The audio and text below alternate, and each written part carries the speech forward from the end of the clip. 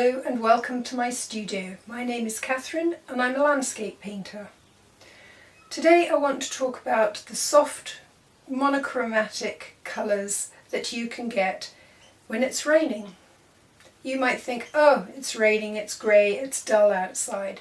But actually, monochromatic greys can be beautiful. I have done a video about creating monochromatic greys, but here I just thought I would go through what I was doing when I did this sketch on a rainy day. And it was fun. So this was my rainy day painting. And as you can see, it is monochromatic, meaning that there's very little colour. This is a green, but it's quite muted.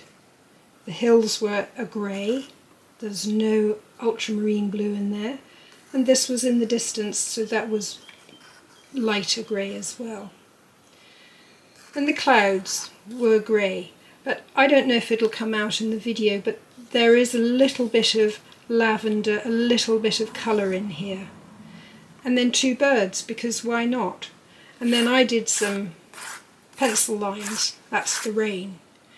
I don't know if you've seen the Van Gogh painting of rain, which he was inspired by the Japanese wood block prints, where they put very graphic lines in for rain.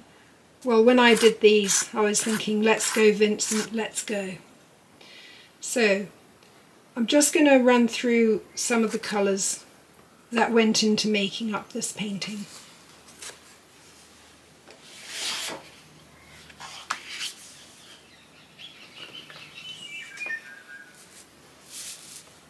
This is my studio palette, and these are the colours that are contained in here. And I will put a description of this, or a list of this, in the description. So the main colours I would be using would be a lavender, a little bit of sienna, burnt sienna, a little bit of umber, a little bit of potter's pink. I used sap green, but that would have been greyed down too. I may have greyed it down with a bit of lavender. But immediately you can see takes away the brightness of the colour. So if you mix a bit of the lavender and the burnt umber, again you can get some beautiful muted colours. And it depends how much water you put in too. The more water, the lighter. The more water, the lighter. I also have a colour called, I'll just check, it's called buff titanium. And that is already a light colour, and you can mix that in with some of the burnt umber, and that will reduce the burnt umber. So if we go, these were the main colours then, and the amount of water that was put with them. Well, that's dried off too much now, but you know, the more water with watercolour, the lighter. So if I bring the sky back in, I would have had, move my palette, it's rather wet.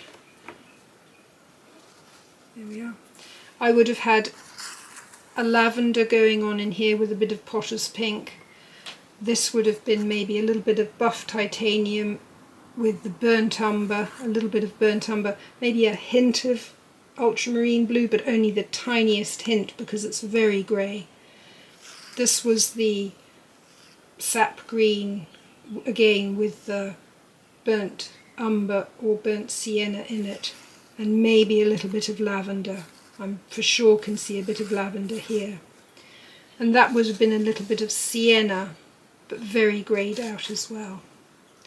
But these lilac-y colours are rather beautiful. I'm afraid I don't think it shows very well on the camera, so you have to take my word for it.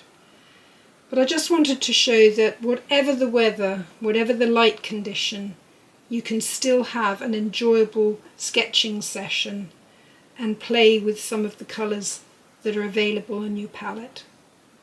So I hope this is inspiring for a rainy day. Always put a couple of birds in. They did actually fly by, so they weren't bothered by the rain. This is a picture that Vincent van Gogh did of wheat fields in rain, and I just thought I would put that in there. If it was good enough for Vincent, surely it's good enough for us.